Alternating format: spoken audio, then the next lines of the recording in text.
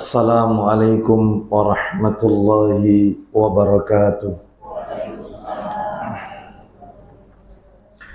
Alhamdulillah hamdan katsiran tayyiban mubarakan fi kama yuhibbu rabbuna wa yarda. Wa ashhadu an la ilaha illallah wahdahu la syarika lah. Wa ashhadu anna Muhammadan abduhu wa rasuluh. Ya ayyuhalladzina amanu taqullaha haqqa tuqatih wa la tamutunna illa wa antum muslimun.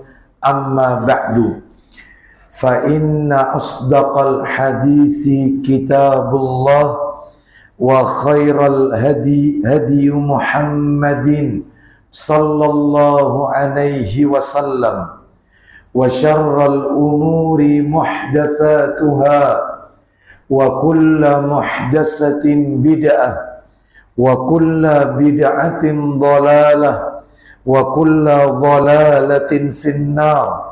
Ikhwan wa akhwati fillah, bapak-bapak, ibu-ibu, kaum muslimin dan muslimah, jamaah majelis taklim tazkiyatun nafas yang semoga dimuliakan oleh Allah Subhanahu wa ta'ala, kepada segenap pengurus musalla Az-Zaitun yang semoga dirahmati oleh Allah Subhanahu wa ta'ala.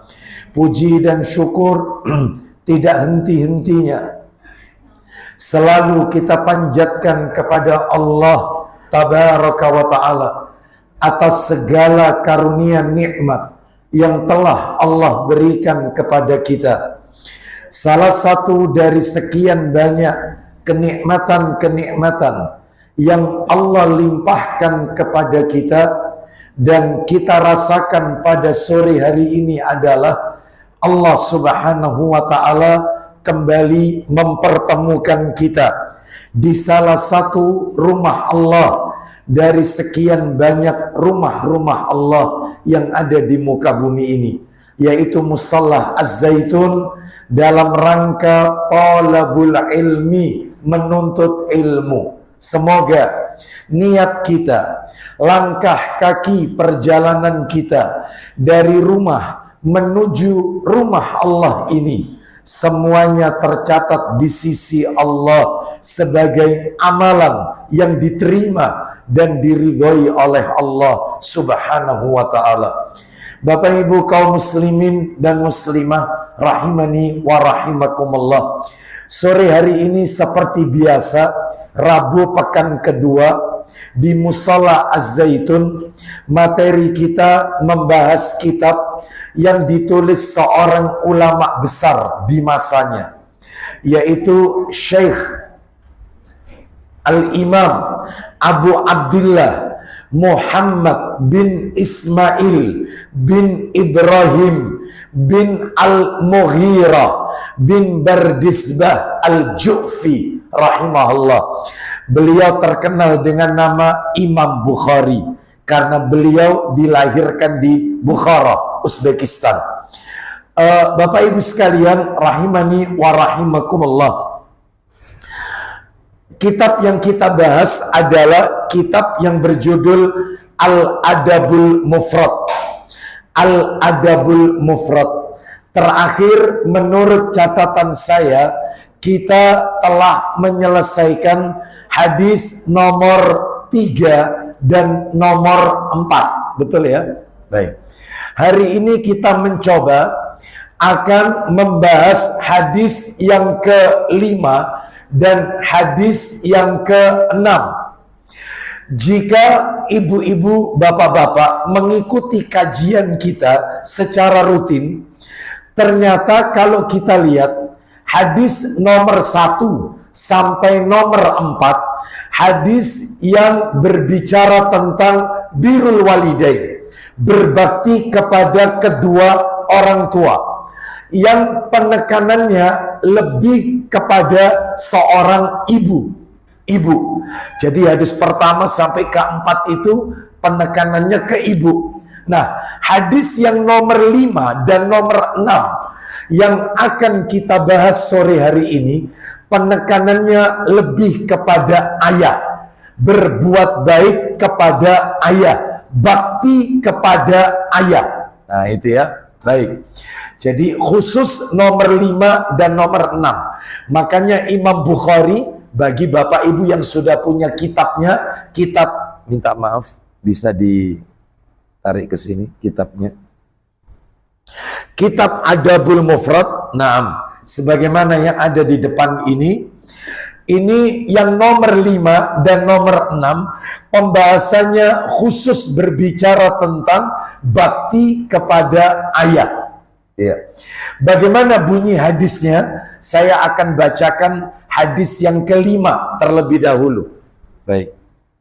Nanti dibacakan terjemahannya.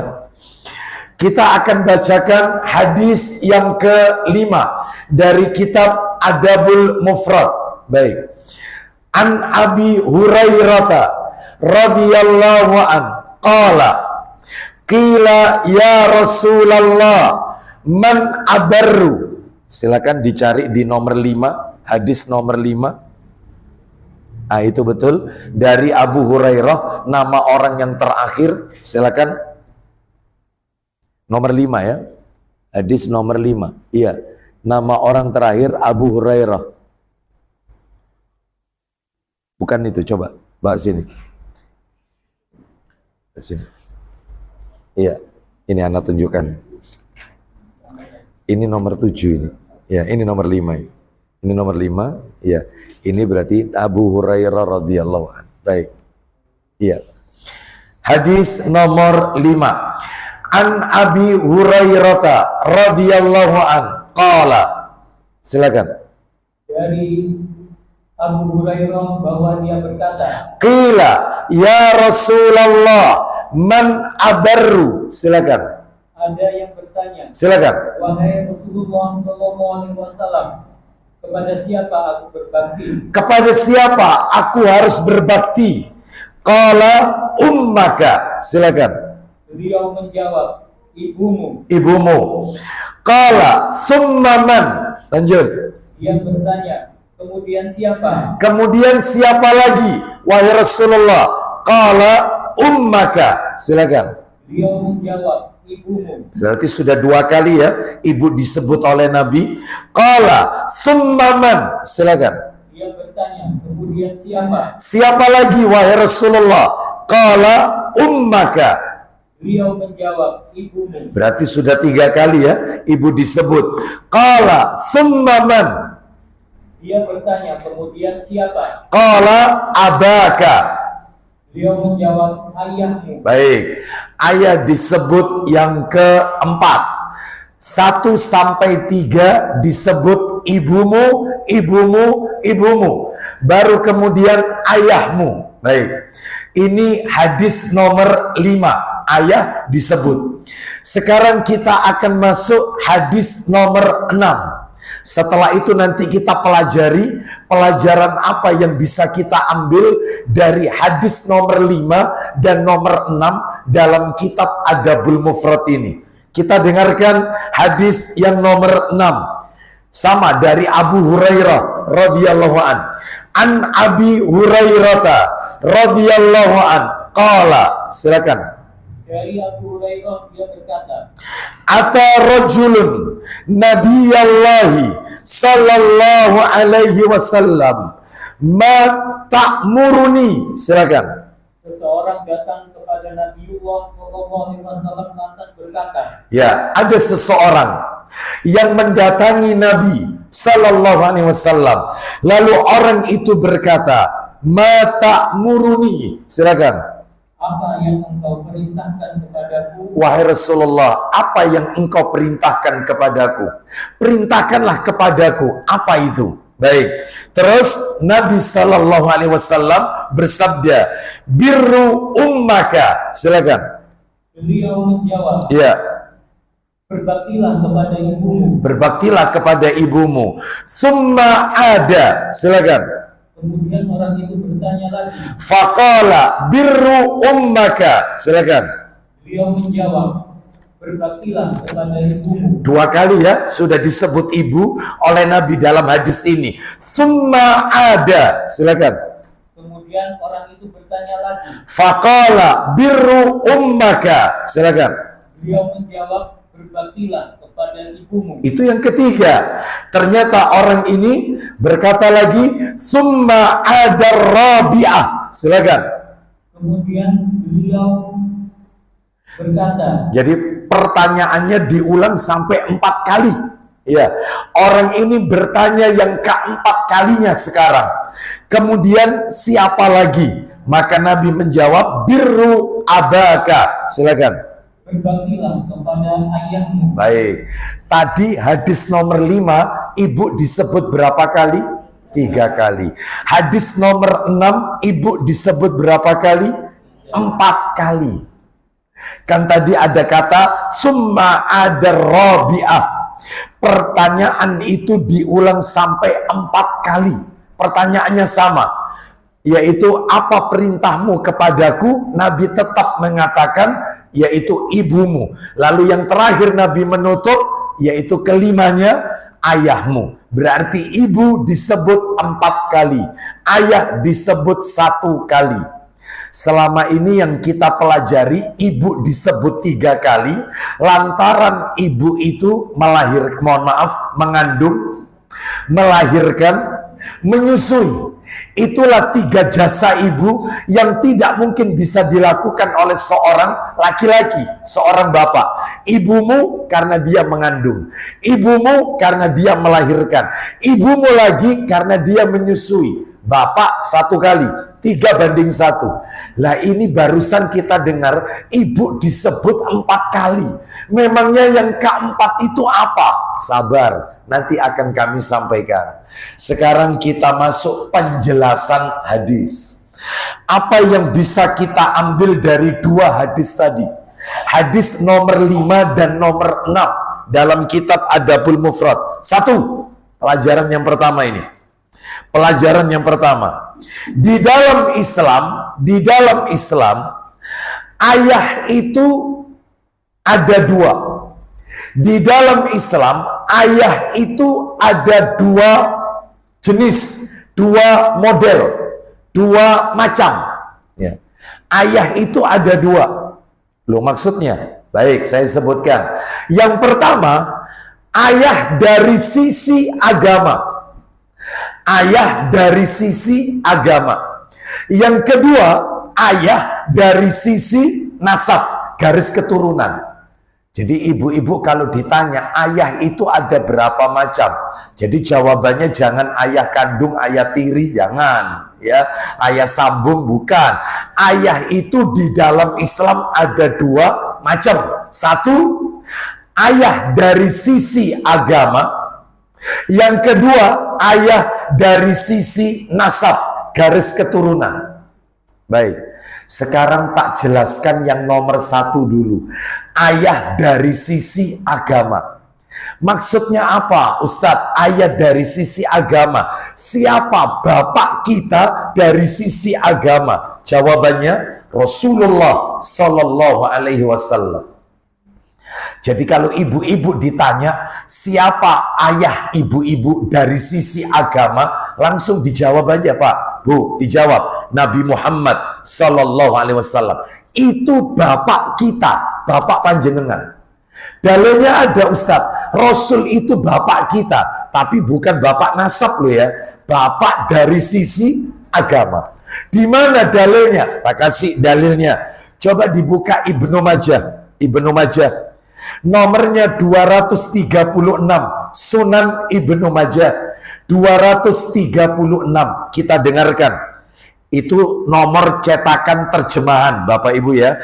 Kalau nomor cetakan aslinya 313. Nomor asli itu ya. Cetakan asli 313. Kalau cetakan terjemahan yang kita baca ini terjemahan. Intinya artinya sama, nomornya tok yang beda. 236. Ayo dibaca.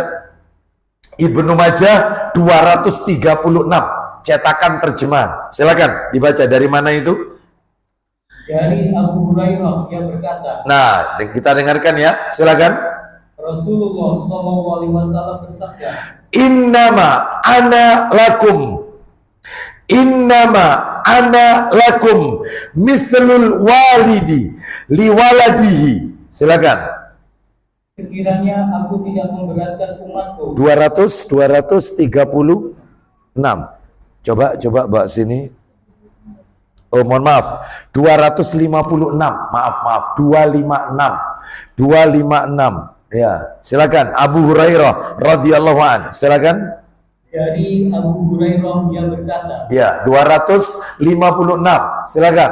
Rasulullah SAW bersabda, Nomor aslinya tetap 313, tetap. Silakan sabda Nabi. sesungguhnya aku bagimu adalah seperti orang tua dengan anaknya. Duh, Nabi yang bilang, ulang lagi Mas, ulang lagi, aku bagimu. Silakan. Sesungguhnya aku bagimu adalah seperti orang tua dengan anaknya. Nah, berarti Nabi itu orang tua kita. Nabi itu ayah kita, tapi ayah dari sisi agama. Nah, terus untuk yang kedua, bapak ayah dari sisi nasab, garis keturunan. Siapa itu? Ayah kandung kita. Ayah kandung kita. Ya, bapak nasab. Jadi bin dan binti panjenengan ikut ayah. Ini ya. Jadi Bapak Ibu sekalian rahimani wa rahimakumullah, mana dalilnya? Mana dalilnya? Dalilnya bisa kita lihat di dalam Al-Qur'an. Suratnya surat yang ke-33. Ayatnya ayat 40. Nah, Al-Ahzab ayat 40. Kita dengarkan. Surat 33 Al-Ahzab. Kita dengarkan ayatnya ya, murotalnya. Surat Al-Ahzab ayatnya ayat 40. Al-Ahzab 40. Allah Ta'ala berfirman.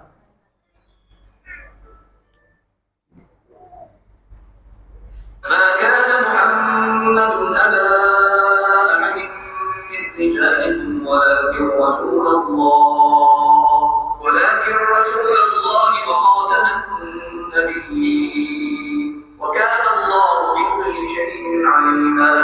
Silakan.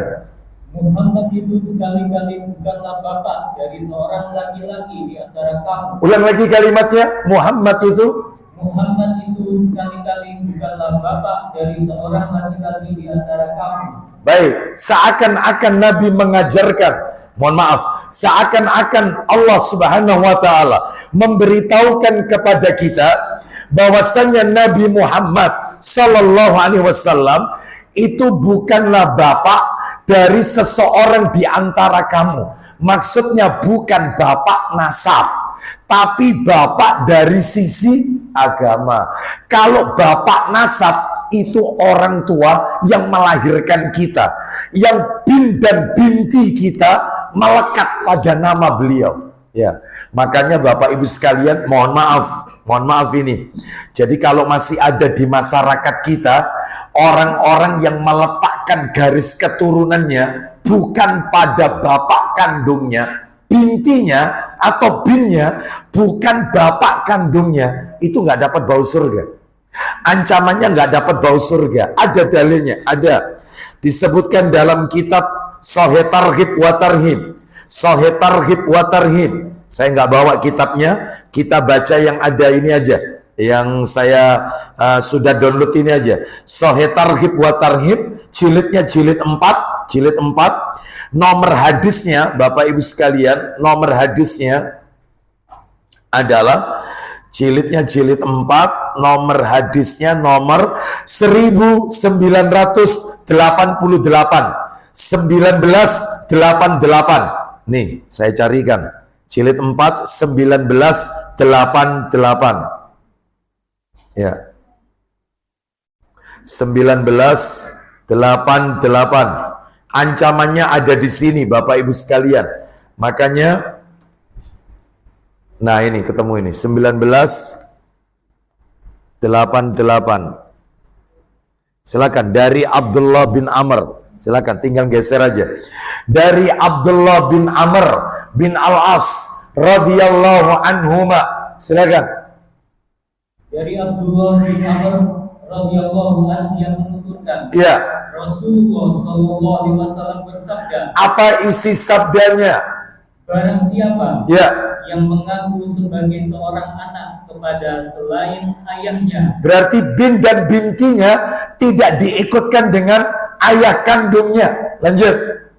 niscaya dia tidak akan mencium aroma surga. Padahal Sesungguhnya aroma surga itu benar-benar dapat dirasakan dari jarak 70 tahun atau perjalanan 70 tahun. seperti itu. Padahal bau surga itu bisa tercium sejarak perjalanan 70 tahun sebelum orang itu masuk surga. Tapi tahun ini tahun ukuran akhirat ya. 70 tahun ukuran akhirat. Satu hari di akhirat kan 1000 tahun. Ini 70 tahun, bayangkan. Itu baru bisa mencium aroma wanginya surga. Ternyata ada umat Nabi Muhammad Sallallahu Alaihi Wasallam yang tidak bisa mencium aroma wanginya surga. Kalau nggak salah ada 7 golongan manusia. 7 golongan manusia yang tidak bisa mencium aroma wanginya surga. Salah satunya adalah orang yang menisbatkan keturunannya bukan kepada bapak kandungnya. Nah, boleh. Ya. Contohnya kayak apa Ustadz? Biasanya contohnya kasus yang sering terjadi adalah ada 2 kasus. Yang pertama kasus seorang wanita yang telah menikah. Di belakang nama wanita itu nama suami, bukan nama bapaknya. Haram itu. Nggak dapat bau surga. Nggak dapat bau surga. Wanita itu bernama misal Farida. Suaminya bernama Hasan. Setelah Hasan menikahi Farida, maka di belakang nama Bu Farida, Farida Hasan. Banyak enggak? Banyak tidak? Terus di masyarakat biasanya dipanggil dengan nama suami. Bu Hasan, Bu Joko, gitu ya. Bu Bambang, gitu ya. Betul tidak? Kira-kira boleh Ustadz wanita itu dipanggil dengan nama suaminya? Nggak apa-apa, hukumnya boleh, nggak masalah. Karena itu tujuannya untuk mengenalkan kalau ini loh istrinya Pak Joko, gitu loh. Ini istrinya Pak Bambang, gitu loh. Yang nggak boleh itu adalah meletakkan nama suami di belakang nama wanita itu. Makanya nama orang tua itu nggak hilang, Bu, nggak hilang. Jangan mau, nggak boleh mencantumkan nama suami, sekalipun itu perintah suami. Adapun kalau tokoh-tokoh di negeri kita itu banyak di belakang nama wanita itu nama suami, ya. Butin, Bu Ani, ya, itu nggak boleh loh itu. Ancamannya keras loh itu, nggak boleh loh itu, ya. Kalau panggilan, ya. Bu, siapa nama suaminya itu ya, nggak masalah. Hanya sekedar untuk mengenalkan ini istrinya Pak Fulan. Nah, itu nggak apa-apa. Yang nggak boleh itu mencantumkan nama suami di belakang. Lihat di undangan-undangan itu. Biasanya yang dicantumkan di belakang nama wanita, nama bapaknya atau nama suaminya. Suami. Hati-hati ya, maka kita harus mengingatkan mereka. Lain kali ayah saya saja, ayah saya namanya ini. Atau tidak perlu dikasih nama, cukup nggak perlu dikasih belakangnya, cukup namanya tok di undangan, nggak masalah. Ya, baik. Jadi ini berarti bapak itu ada berapa model tadi? 2. Bapak dari sisi, siapa itu bapak dari sisi agama? Rasulullah. Yang kedua, bapak dari sisi nasab, garis keturunan. Siapa itu? Baik, ayah kandung. Adapun kasus yang kedua yang sering muncul di masyarakat adalah kasus anak pungut, anak adopsi, anak angkat. Mulai kecil diadopsi, giliran sudah besar maka dicantumkan di belakang nama anak itu. Karena ini mau dinikahkan soalnya, maka dicantumkan nama bapak angkatnya. Nggak boleh. Nggak boleh. Harus tetap dengan nama ayah kandungnya. Lah kalau nggak tahu Ustadz, lawang anak ini dulu saya temukan di jalan. Saya nggak tahu siapa orang tuanya. Anak ini dibuang mulai bayi, balita, bayi. Itu dibuang, saya yang menemukan. Maka tidak perlu diberi bin dan tidak perlu diberi binti. Nah, perlu. Terus yang nikahkan siapa? Yang menikahkan adalah ulil amri. Dalam hal ini yang ditunjuk adalah KUA, bukan bapak angkatnya. Jadi nggak boleh dia mengatakan saya nikahkan engkau dengan putri kandung saya. Nggak boleh. Nggak sah itu nikahnya. Nggak sah. Gugur pernikahannya. Nggak boleh. Ya. Jadi bapak tidak bisa menjadi wali nikah. Ustadz, kapan saja ayah itu tidak bisa jadi wali nikah, itu saat kapan saja, kondisi apa maksudnya?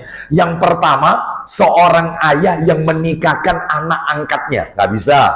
Yang kedua, seorang ayah yang menikahkan anaknya hasil zina, nggak bisa.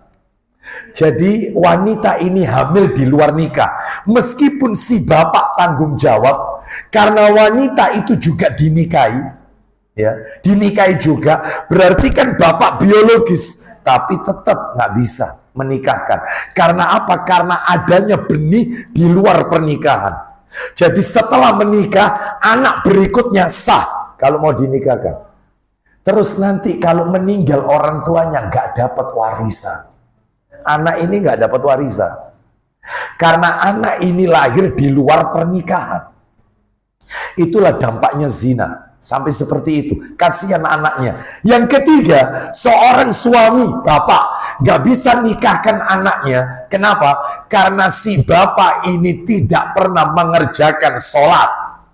Maka orang yang tidak sholat, maka sepakat ulama, dia tahu kewajiban sholat, dia tahu sholat itu rukun Islam, dia dengar azan, tapi nekat meninggalkan sholat, padahal tahu kewajiban. Sepakat seluruh ulama, kafir, keluar Islam, murtad tanpa sadar. Lah yang namanya orang murtad tidak boleh jadi wali hakim, jadi wali pernikahan tidak boleh. Terus kemudian tidak boleh, yaitu memandikan jenazah istrinya. Orang kafir, meskipun KTP-nya Islam, KTP-nya Islam KTP-nya tok, tapi menurut Allah kafir, meninggalkan sholat, bahkan tidak boleh menjima istrinya. Wanita soleha tidak boleh disentuh oleh laki-laki yang kafir, yang tidak sholat. Makanya saya pernah mengatakan apa? Setampan apapun laki-laki itu, sekaya apapun laki-laki itu, jika dia tidak sholat, maka jangan jadikan pasangan hidup kita. Jangan. Seperti itu. Hati-hati. Sholat ini penggugur syahadat. Rukun Islam loh ini. Sholat ini. Ya, baik. Jadi dia telah merobohkan tiang Islam. Kembali ke materi kita. Jadi kalau begitu Ustadz, kasusnya yang sering muncul ini adalah mengaku sebagai bapak kandung, padahal itu adalah bukan bapaknya. Itu dua, wanita yang telah menikah sama kasus anak adopsi, anak angkat. Baik, ya. Tadi sudah saya singgung, mudah-mudahan Bapak Ibu masih ingat. Berapa orang yang tidak dapat mencium bau surga tadi? Berapa? 7. Pengen tahu bocorannya? Ya. Tak sebutkan satu persatu aja ya, tanpa dalil ya, karena kita ngejar waktunya. Yang nomor 1 yang tadi, orang yang menisbatkan nasabnya bukan kepada bapak kandungnya. Orang yang menisbatkan itu meletakkan, ya. Orang yang menetapkan, menisbatkan itu menetapkan. Orang yang menisbatkan nasabnya, garis keturunannya, bukan kepada bapak kandungnya. Itu nomor 1. Yang nomor 2 adalah orang yang menuntut ilmu, orang yang menuntut ilmu agama untuk kepentingan duniawi. Oh, itu ya. Orang yang menuntut ilmu agama untuk kepentingan duniawi. Ya, jadi tidak karena Allah, tapi untuk kepentingan duniawi. Ini nomor 2. Yang nomor 3, saya sebutkan satu persatu aja, yang tidak dapat mencium aroma wanginya surga. Orang yang membunuh kafir mu'ahad dan kafir zimmi. Kafir mu'ahad dan kafir zimmi. Lu beda tak Ustadz, kafir mu'ahad, kafir zimmi, beda. Ibu-ibu, bapak-bapak harus tahu ya, orang kafir itu modelnya kan ada 4. Ada kafir mu'ahad, ada kafir zimmi, ada kafir musta'man, dan ada kafir harbi. Nggak usah dicatat ya, nggak usah dicatat. Ya, yang penting didengarkan aja. Ya, kafir mu'ahad itu adalah orang kafir yang tinggal di negeri mereka, negerinya mereka. Tapi mereka mengirimkan utusan ke negeri kaum muslimin. Contohnya kayak apa? Duta besar. Saya tanya, di Indonesia ini ada nggak duta besar Amerika? Ada. Duta besar Australia? Ada. Itu namanya kafir mu'ahad. Nggak boleh diganggu itu. Sehingga mereka ada perjanjian damai. Makanya mereka ngutus duta besar. Itu kafir mu'ahad. Lah kalau kafir zimmi, beda. Kafir zimmi itu orang kafir yang tinggal di negeri Islam. Contohnya, orang kafir tinggal di kota Jeddah. Jeddah kan Arab Saudi. Atau tinggal di kota Riyadh, ibu kotanya Arab Saudi. Ini negeri Islam. Ya. Dan mereka bayar pajak. Nah itu. Nggak apa-apa, jangan diganggu ini. Nggak boleh diganggu ini. Ini kafir zimmi. Ya, kafir zimmi. Ya, kafir zimmi. Termasuk orang kafir yang tinggal di negeri kita. Loh, memangnya negeri kita ini negeri Islam, Ustaz? Iya. Negeri kita ini negeri Islam. Dan Bapak Ibu kalau pengen tahu, negeri itu dikategorikan negeri Islam, syaratnya diantaranya adalah mayoritas Islam. Adzan berkumandang di mana-mana tidak dilarang. Orang beribadah kepada Allah tidak dilarang. Enak, itu apalagi Indonesia. Mau hari rayanya hari raya hari Ahad, monggo. Yang mau hari Sabtu, monggo. Ya, yang hari rayanya harus telepon dulu kepada Allah, monggo. Kayak gitu. Enak enggak di Indonesia ini? Jadi kalau mau hari raya telepon dulu sama Allah. Kayak gitu ya. Ada nggak yang kayak gini? Semuanya boleh, boleh. Nggak ada larangan. Sampai yang ngawur-ngawur, ya bisa ngomong bahasa semut, ya bisa nolak azab malaikat memadamkan api neraka. Ya, itu yang nggak ada itu, ya dibiarkan itu. Ya, berarti kalau begitu, ya. Jadi ibadah boleh, tidak diganggu. Maka itulah negeri Islam. Sekalipun hukumnya bukan hukum Islam. Baik, kembali. Terus kafir yang nomor 3, kafir musta'man. Musta'man, kafir musta'man. Kafir musta'man itu orang yang berkunjung ke negeri Islam, berkunjung dan dia bayar visa. Turis itu kafir musta'man. Turis itu nggak boleh dibom. Makanya kasus bom Bali itu haram hukumnya. Pakai atas nama jihad lagi, itu bukan jihad, ya. Jihad itu harus bersama ulil amri. Makanya kalau pada waktu itu kasus Ambon, pada waktu itu pemerintahnya adalah Kiai Haji Abdurrahman Wahid Gusdur, ya. Ini pada saat itu beliau memerintahkan kita untuk bantu saudara kita di Ambon berangkat. Tapi karena tidak ada perintah untuk jihad, ya nggak boleh pergi ke sana. Karena jihad itu atas dasar perintah ulil amri. Seperti itu. Jadi ini jihad yang ngawur ini, ngebom Bali apa itu yang dibom turis. Sedangkan mereka ini kafir musta'man. Mengganggu mereka, nggak dapat bau surga. Nggak boleh mendzalimi mereka. Yang terakhir, lah ini yang horor. Kafir harbi. Siapa kafir harbi? Orang kafir yang membantai, memusuhi kaum muslimin, membakar masjid-masjidnya kaum muslimin. Contohnya, pernah terjadi di negeri kita, kasus Tolikara, pembakaran masjid. Nah, itu kafir harbi itu, jelas ya. Apakah boleh kita perangi? Harus atas dasar perintah ulil amri. Kembali ke materi kita tadi. Berarti sudah berapa orang yang nggak dapat bau surga tadi? Ini sebagai tambahan, bocoran.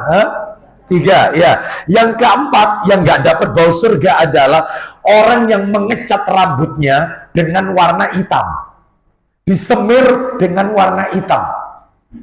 Makanya kalau punya uban, biarkan aja uban itu.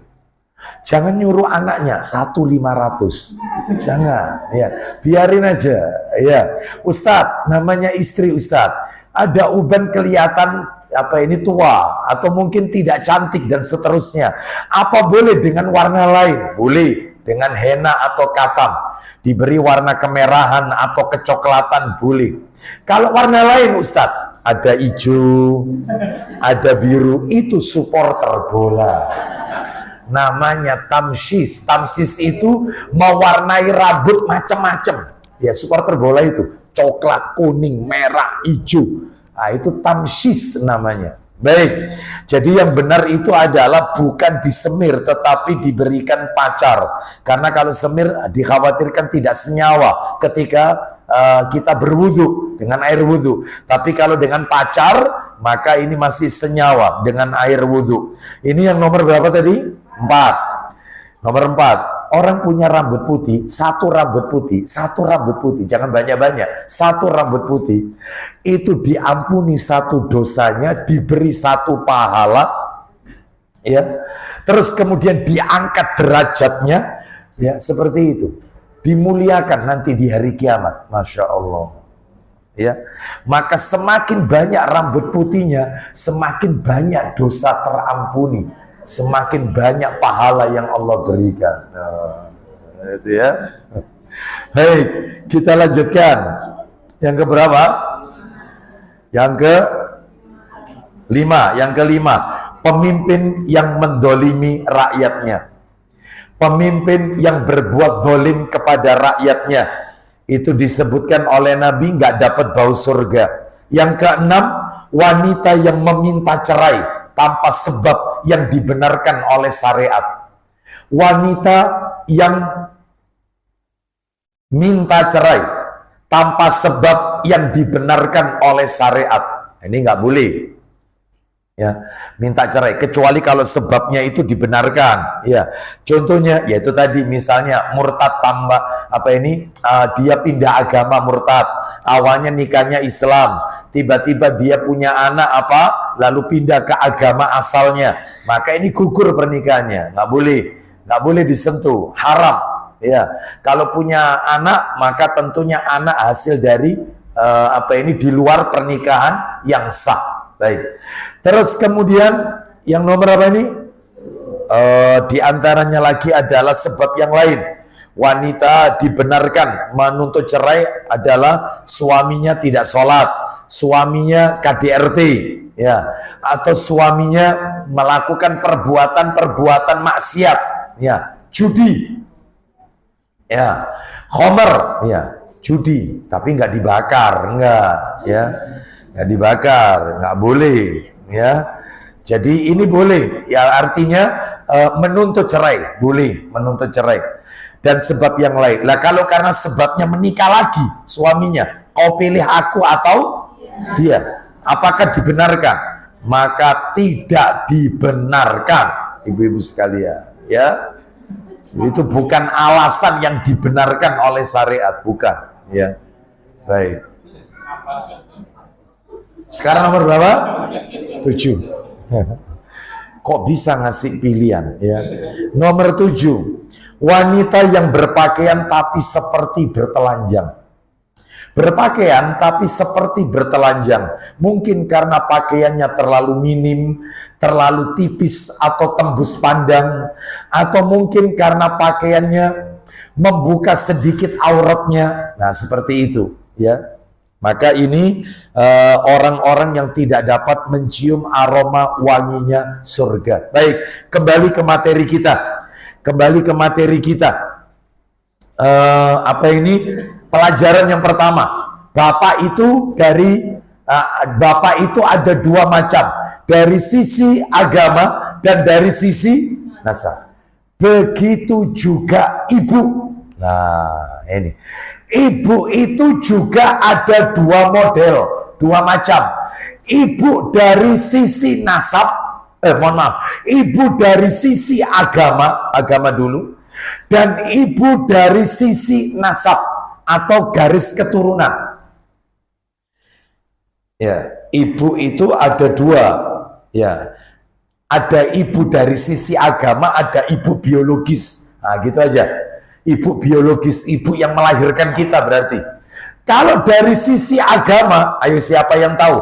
Ibu kita dari sisi agama. Siapa yuk? Hah?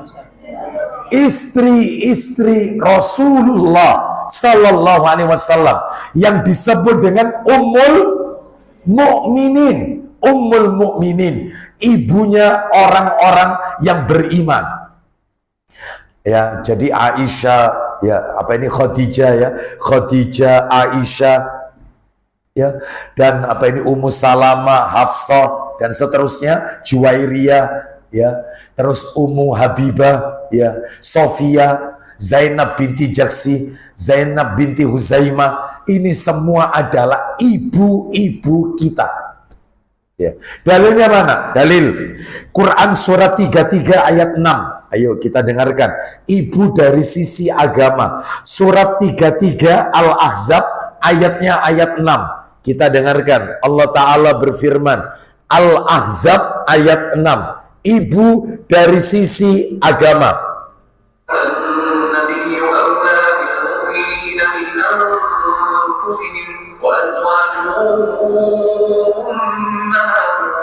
وأولو الأرحام بعضهم أولى ببعض في كتاب الله من المؤمنين والمهاجرين إلا أن تفعلوا إلى أوليائكم معروفا كان ذلك في الكتاب مسطورا.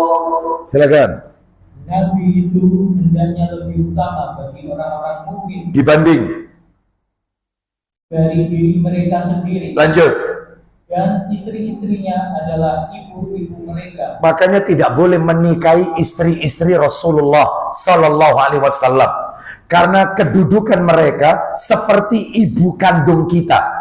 Tidak boleh dicaci maki, tidak boleh dihina, tidak boleh yaitu dicibir, diolok-olok sebagaimana layaknya orang-orang Syiah yang mereka suka menyerang Aisyah radhiyallahu anhuma. Orang-orang Syiah mengatakan Aisyah itu adalah pelacur-pelacur di dalam Islam. Bahkan orang Syiah mengatakan istri-istri Nabi itu sebagai ummu syurur, ibunya orang-orang yang jelek. Ya, seperti itu. Makanya ini tidak diperbolehkan.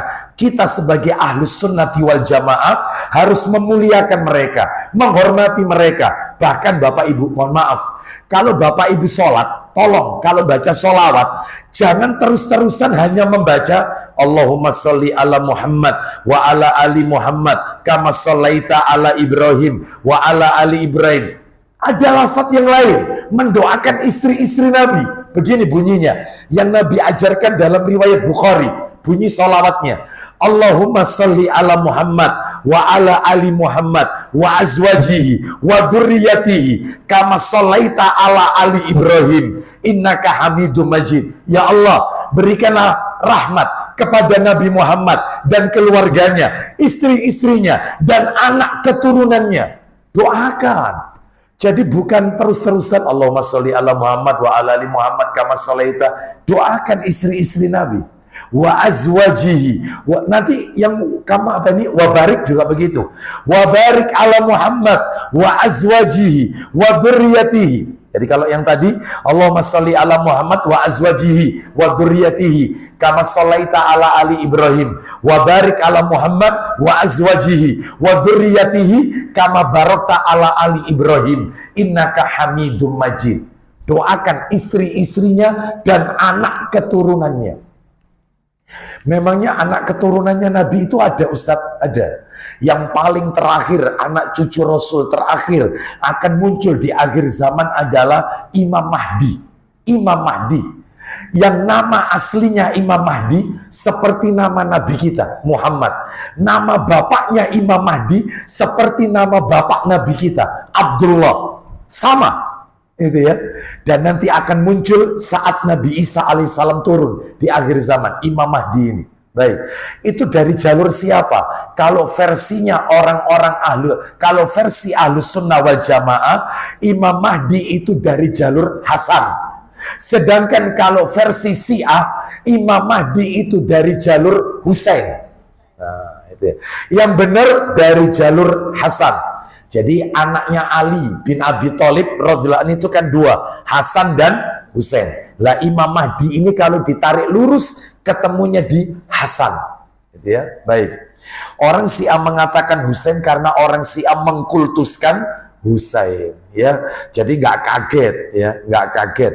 Nanti ini mereka akan melakukan upacara gila-gilaan bulan Muharram ini, Asyura, tanggal 10 nanti. Upacara ratapan-ratapan jahiliyah, memukul-mukul tubuhnya dengan benda-benda tajam sampai berdarah-darah sambil mengucapkan Husain, ya Husain, ya Husain, ya, dan seterusnya. Termasuk kalau haji, ucapan talbiyah mereka labbaika ya Husain, labbaika ya Husain, bukan labbaik Allahumma labbaik, bukan. Dikultuskan, gitu ya. Makanya ini bukan Islam, ini ajaran mereka ini. Kita lanjutkan. Jadi ibu dari sisi apa tadi yang pertama? Agama. Siapa ibu dari sisi agama? Istri-istri Nabi, ya, istri-istri Rasulullah Sallallahu Alaihi Wasallam. Ayo saya tanya, langsung dijawab, jangan ada jeda jawabnya. Tolong langsung dijawab. Ya, ibu kita.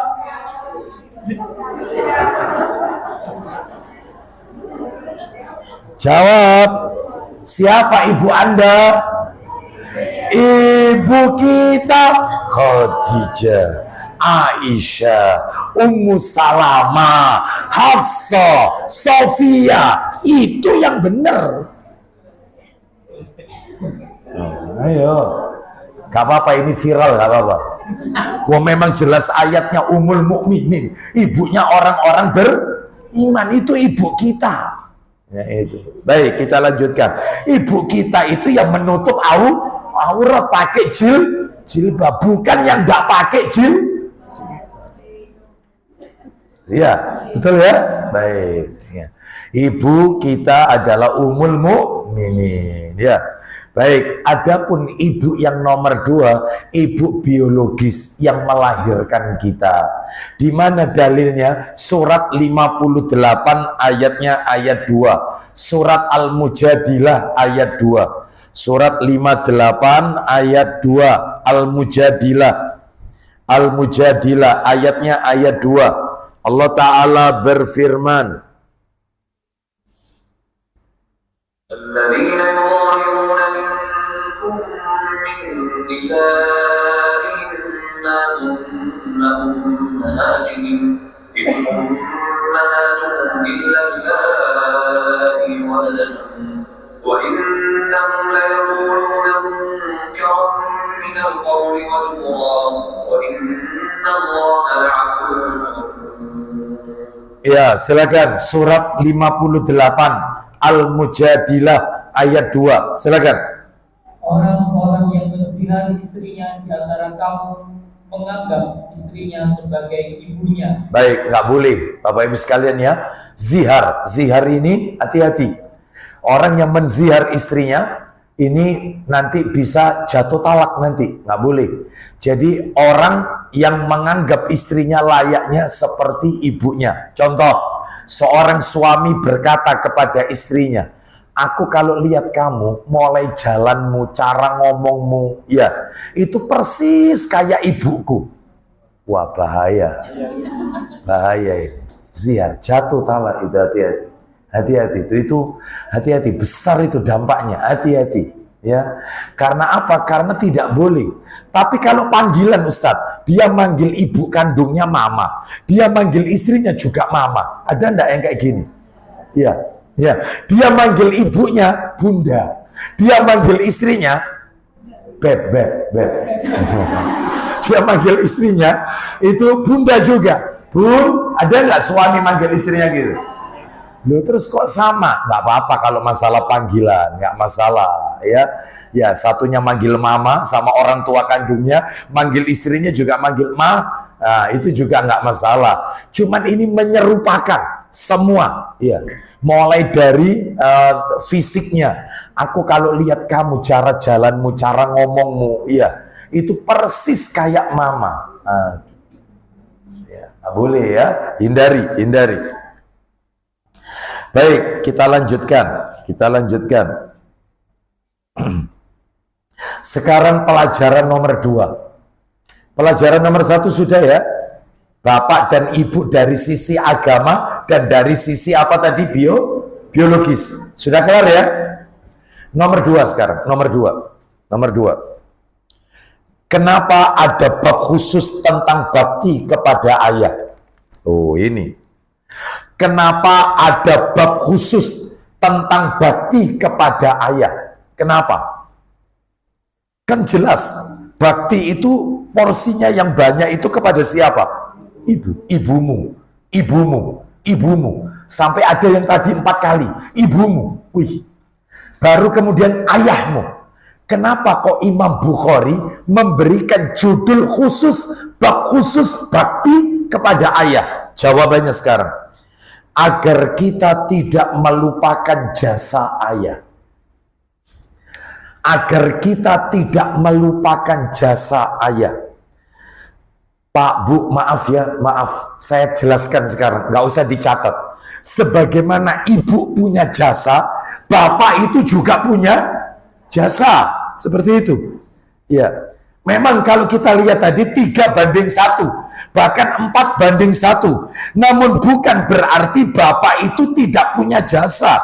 Ya, bahkan Bapak Ibu sekalian, kalau kita mau merenung, ayah kita lah yang sudah bekerja keras, membanting tulang, memeras keringat, mencari rizki untuk susu ya anak-anaknya dan keperluan apa yang dibutuhkan oleh istrinya. Bagaimana seorang ibu bisa masak di dapur jika tidak karena apa yang dihasilkan oleh pekerjaan sang ayah. Makanya ini ada bab khusus tentang bakti kepada bapak ya, supaya tidak salah paham. Jangan sampai melupakan jasa ayah sekalipun disebut 1 kali. Bapakmu cuma 1 kali ya. Makanya Imam Bukhari sengaja mengkhususkan bab tentang bakti kepada ayah agar tidak timbul kesalahpahaman bahwa yang perlu mendapatkan bakti dari seorang anak hanya ibu saja, ibu tok, enggak. Ayah pun juga berhak untuk mendapatkan sikap baik dari anak kepada ayahnya. Harus. Bahkan ya, kalau kita lihat ayah yang bekerja sepanjang hari, ada yang kerja di sawah, ada yang kerjanya berkeliling di jalan. Saya kalau lihat Gojek dan seterusnya, ya Allah, panas keliling. Ya, ada juga yang mendorong gerobak. Bahkan saya pernah melihat ada seorang laki-laki sudah tua, lanjut usia, menggotong dipan kayu. Pernah lihat nggak? 1 dipan memang digotong, dan itu jarang ada orang beli. Berapa beratnya, berapa untungnya? Itu berkilo-kilo, panas matahari, belum lagi dia menerpa asap kendaraan. Wih, bayangkan, belum lagi dia bawa botol. Saya perhatikan aja, tiap selesai sholat zuhur, saya perhatikan mampir ke masjid untuk ngirit pendapatan mengirit pengeluaran. Dia ngambil keran-keran di masjid itu air. Kita nggak tahu ini air sumur atau PDAM. Bagaimana untuk kesehatannya dia? Untuk nafkah istri dan anak-anaknya, gotong dipan. Bayangkan. Jadi tolong jangan salah paham, bapak itu juga punya jasa. Ini katanya bapak-bapak, teruskan, bisa teruskan. Masa ibu terus, ibumu, bapak itu ya. Nah, itu.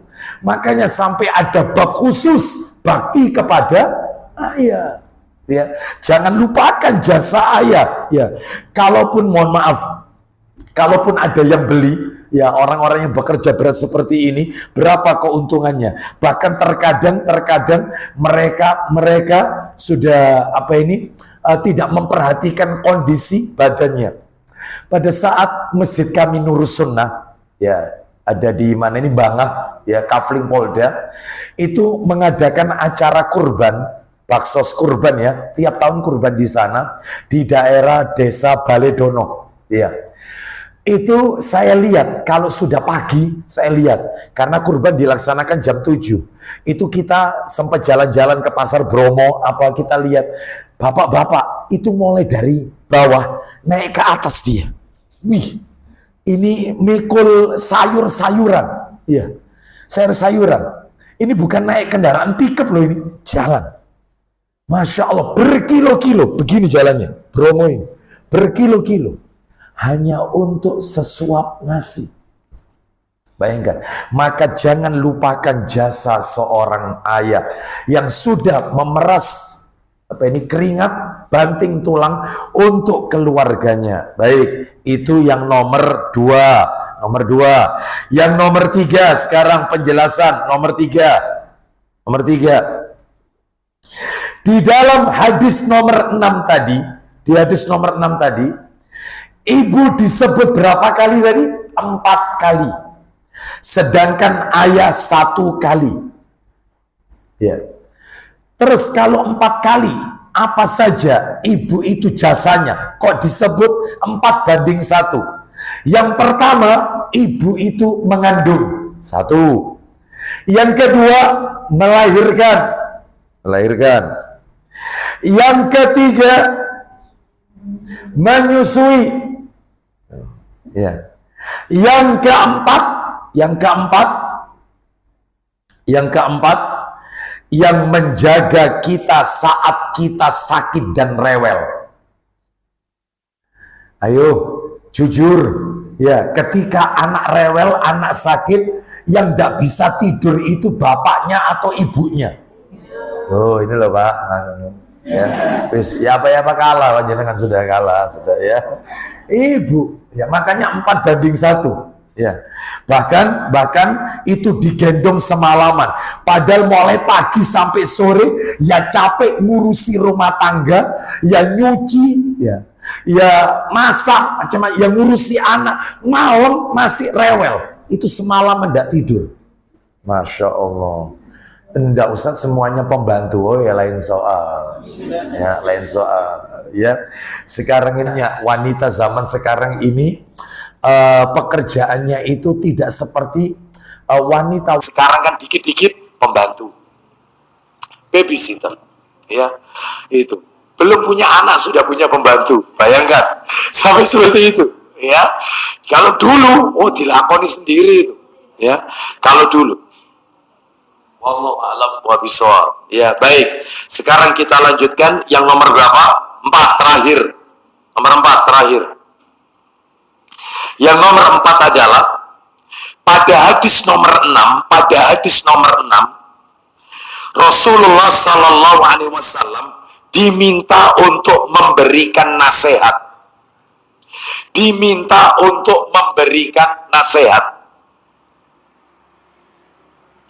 Kan Nabi ditanya, mudah-mudahan Bapak Ibu masih ingat hadis yang nomor 6. Saya baca sedikit ya, minta tolong akhi. Yang nomor 6 Adabul Mufrad. Antum baca. Dari Abu Hurairah radhiyallahu anhu, yang nomor 6 tadi, hadis nomor 6. Silakan. Dari Abu Hurairah. Ya. Nomor 6. Ya. Betul, seseorang datang. Silakan.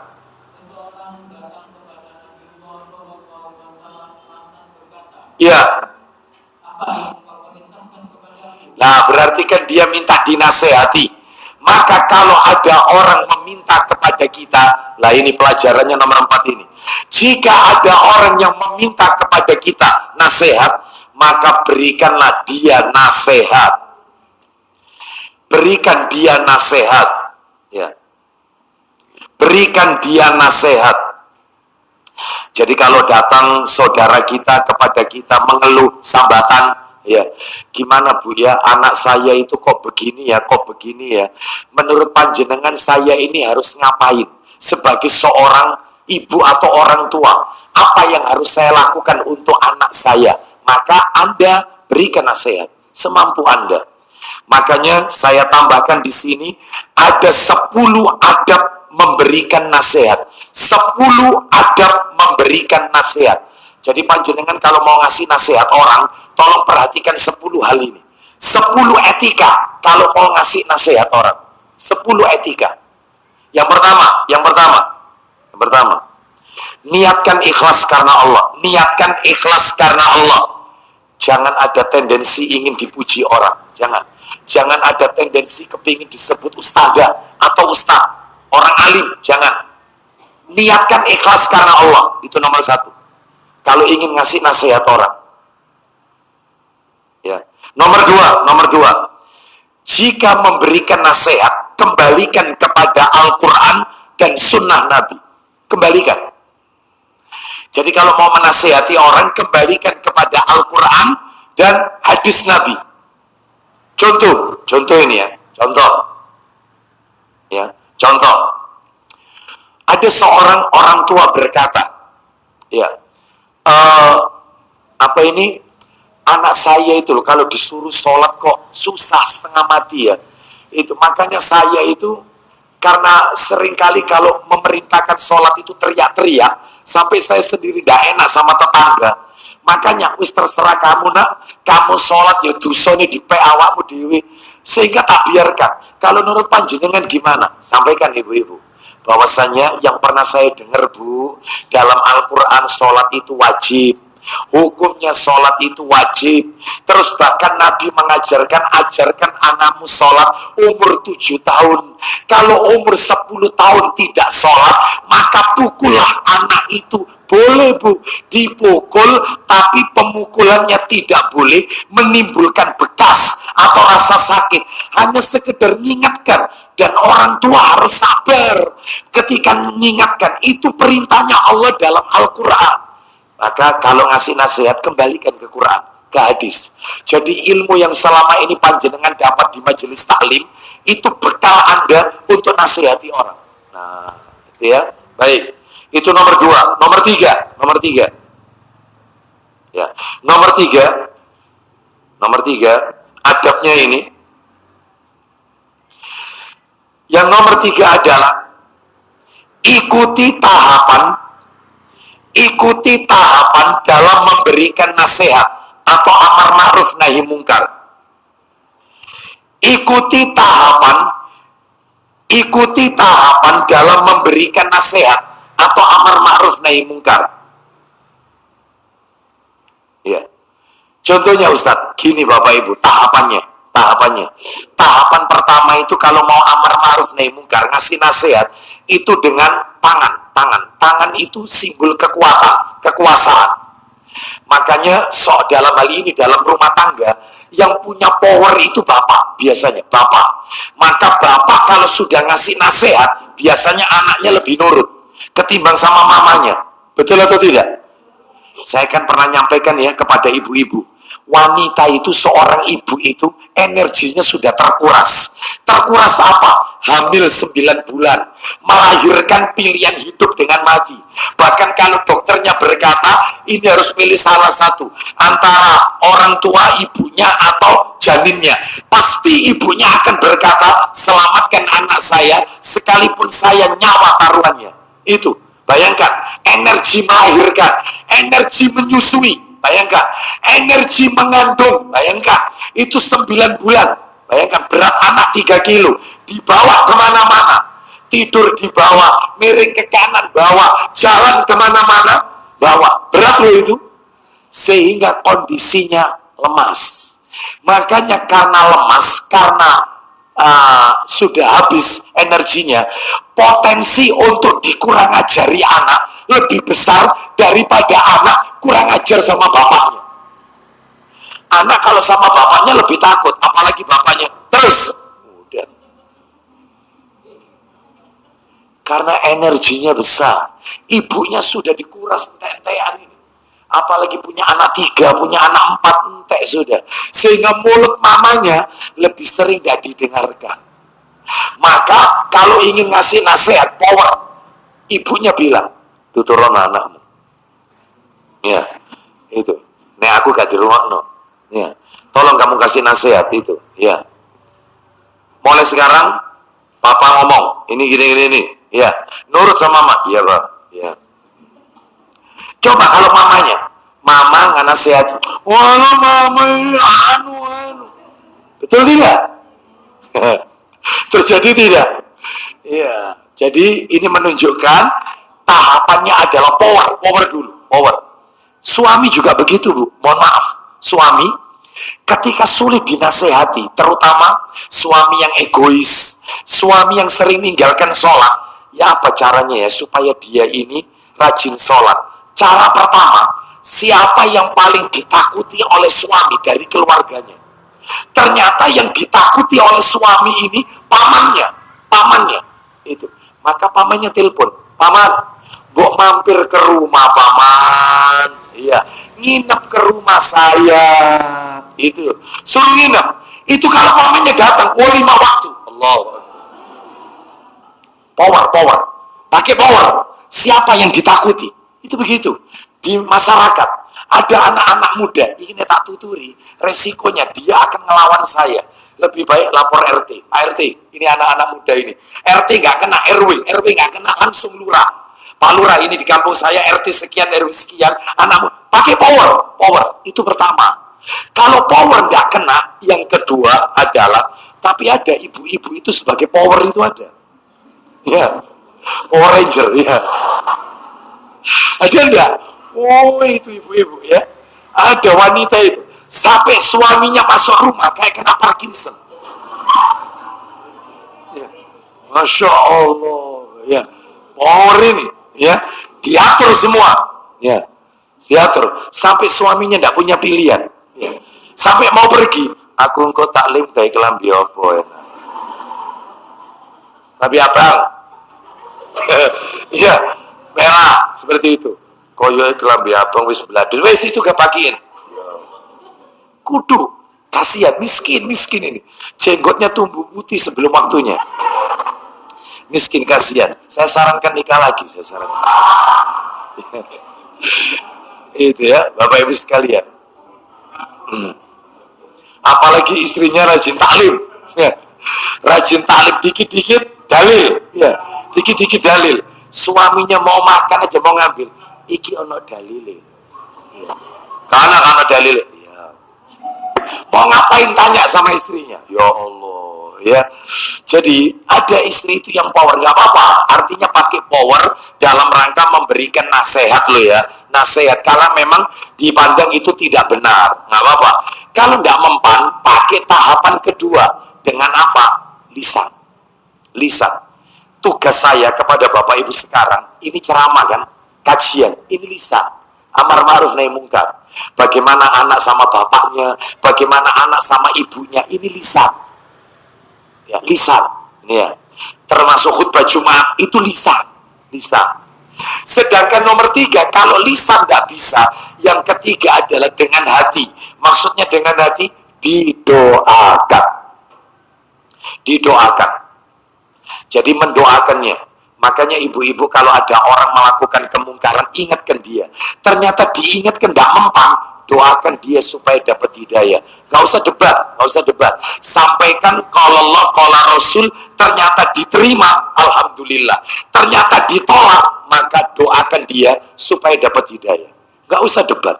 Ya, baik. Anda sudah gugur kewajiban. Nomor 4, gunakan kata-kata yang baik. Kata-kata yang baik. Seorang istri berkata kepada suaminya yang jarang sholat, kadang enggak, seenaknya gitu loh. Kalau tanggal muda,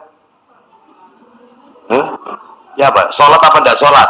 Kalau tanggal tua, pokoknya gitulah. Ya, istri cara menasihatinya, Bang, aku ini cinta loh sama kau ini. Sudah ya, pasti senanglah suami dicintai oleh istrinya. Aku ini cinta loh sama kau ini. Tapi aku lebih cinta lagi, kesemsem lagi sama kamu kalau kau mau sholat loh. kena dia. Ya. Ternyata tetap nggak sholat. Caranya gimana? Gampang. Cara yang lain. Selain pakai paman keluarganya tadi ya, cara yang lain, belikan buku-buku yang tentang tidak sholat neraka sakor.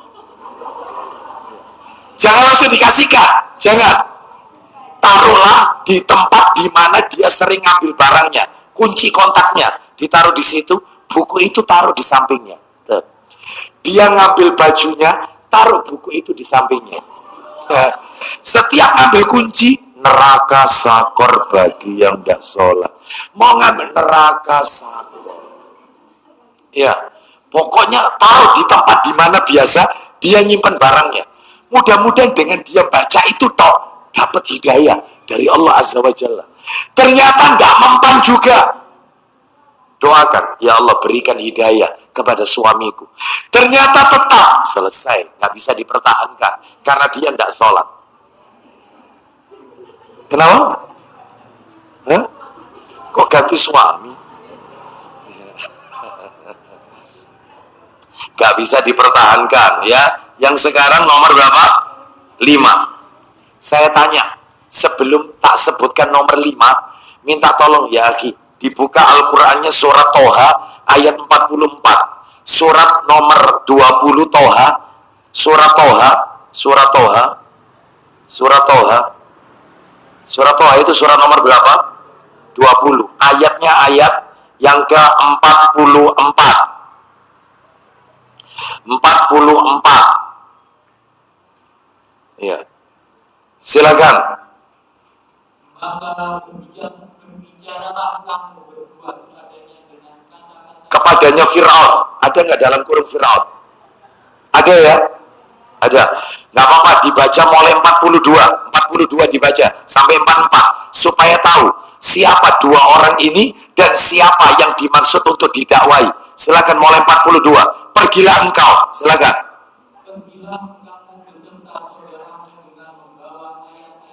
Baik, maksudnya engkau dan saudaramu Musa dan Harun. Lanjut. Terus.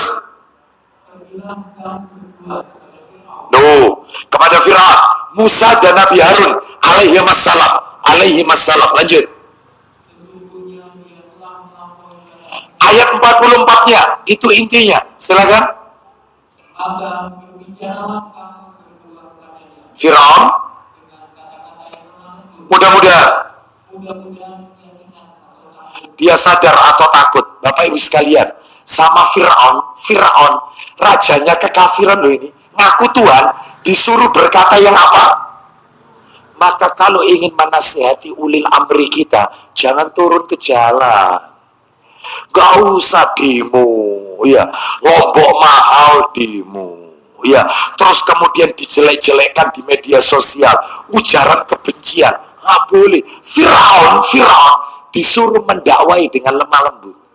Ya, ulil amri presiden kita ini bukan Fir'aun, dia masih sholat. Maka kalau ada kebijakannya yang dirasa zalim kepada rakyat, nasihati dengan baik. Bukan turun ke jalan kemudian buat karikaturnya yang jelek. Nggak boleh, haram hukumnya, nggak boleh. Ayo, ya, saya tanya sama panjenengan, saya tutup sampai di sini aja karena waktunya. Panjenengan setiap hari mendoakan ulil amri kita, presiden kita berapa kali? Doakan kebaikan. Ayo. Sebentar lagi ganti kan? Nah, itu doakan juga. Ya. Meskipun pilihan kita berbeda, nah, tetap doakan ulil amri. Wallahu a'lam bishawab. Doa kebaikan, ya. Demikian yang bisa kami sampaikan, materi belum kelar. Insya Allah kita lanjutkan pada kesempatan yang akan datang jika Allah takdirkan kita bertemu kembali. Kita tutup, semoga Allah meridhai amal ibadah kita. Wassallallahu ala nabiyyina wa ala alihi wa sahbihi wasallam. Subhanakallahumma wa bihamdika asyhadu an la ilaha illa anta astaghfiruka wa atubu ilaik. Wa akhiru da'wana anil hamdulillahi rabbil alamin. Assalamualaikum warahmatullahi wabarakatuh.